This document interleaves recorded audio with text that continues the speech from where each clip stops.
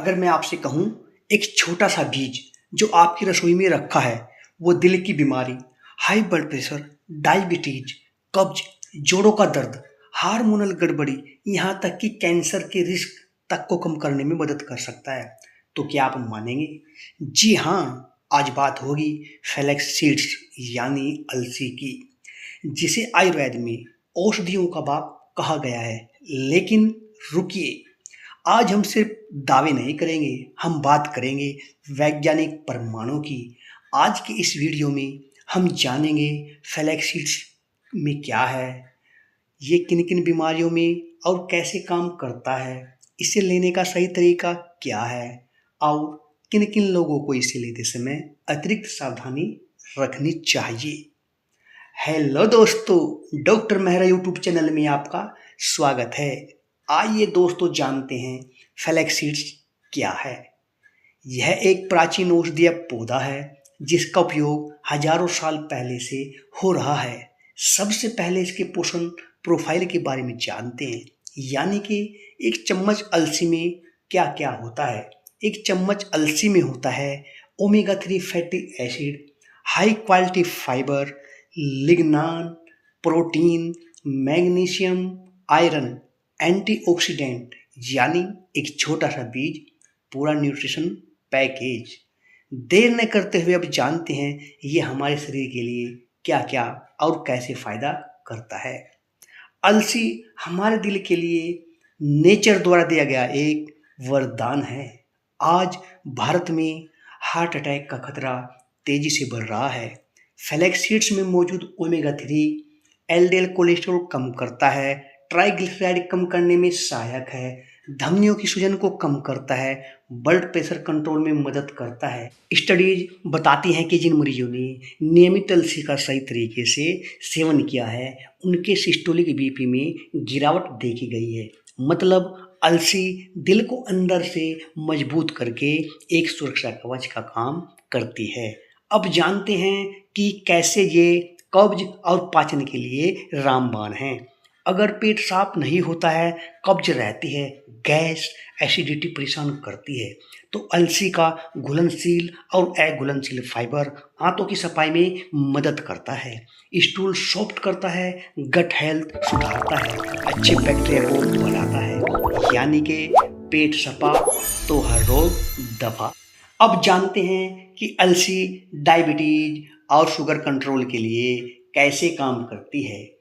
अलसी का fibre blood sugar spike को कम करने में मदद करता है, इंसुलिन सेंसिटिविटी में सुधार करता है, HbA1c पर सकारात्मक प्रभाव डालता है, भोजन के बाद शुगर के तेजी से बढ़ने को कम करता है, यानी कि शुगर का कंट्रोल यूज। लेकिन ध्यान रहे, डायबिटीज की दवा बंद करना समाधान नहीं है, अलसी सपोर्टिव है। अब जानते हैं जोड़ों के दर्द और सूजन को कैसे कम करती है।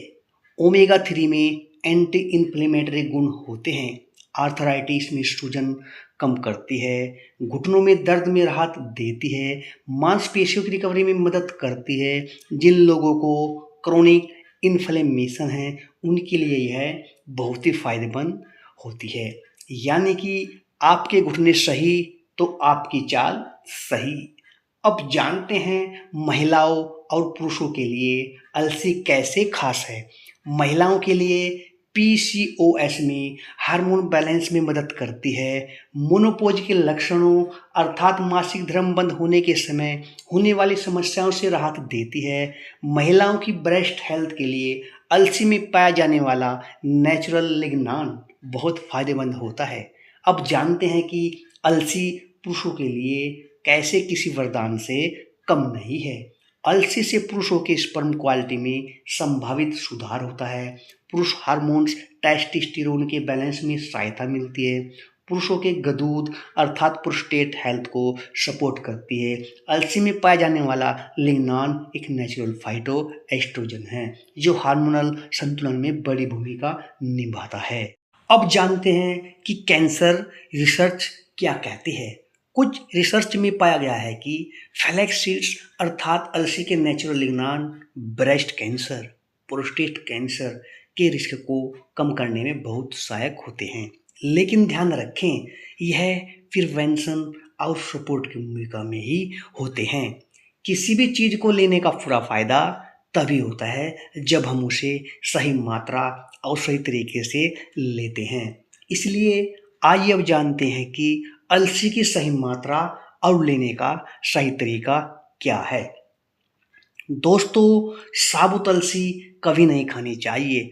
अलसी को हमेशा तवे पर हल्की भूनकर और पीसकर पाउडर के रूप में ही खानी चाहिए, क्योंकि अलसी में प्राकृतिक रूप से कुछ हानिकारक कंपाउंड्स जैसे साइनोजेनिक ग्लाइकोसाइड्स होते हैं। हल्की भूनने से ये खत्म या इनकी मात्रा बहुत कम हो जाती है, जिससे सेवन ज़्यादा सुरक्षित माना जाता है। अलसी की 1 से 2 चम्मच रोज गुनगुने पानी से, नहीं तो दूध, दही, स्मूदी, दलिया आदि में मिलाकर लेनी चाहिए।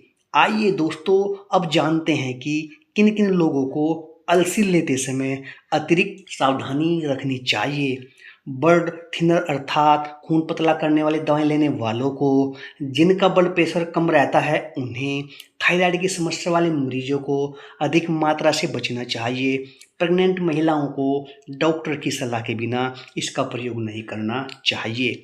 फ्लैक्स सीड्स कोई जादू नहीं है, लेकिन जादू से कम भी नहीं है। यह लाइफ स्टाइल मेडिसिन का हिस्सा है। अगर आप रोजाना संतुलित आहार, व्यायाम, अलसी को अपने डेली दिनचर्या का हिस्सा बनाते हैं, तो यह सच में औषधियों का बाप साबित हो सकती है। लेकिन याद रखें, बीज छोटा है पर असर बड़ा तभी होगा जब आप इसे अपनी डेली रूटीन में शामिल करेंगे। दोस्तों, अगर आपको ऐसी ही मेडिकल प्रूफ जानकारी पसंद आती है तो वीडियो को लाइक करें, चैनल को सब्सक्राइब करें और कमेंट में लिखें, मैं आज से अलसी शुरू कर रहा हूँ। फिर मिलते हैं किसी नए टॉपिक और किसी नई जानकारी के साथ। तब तक अपना ख्याल रखें।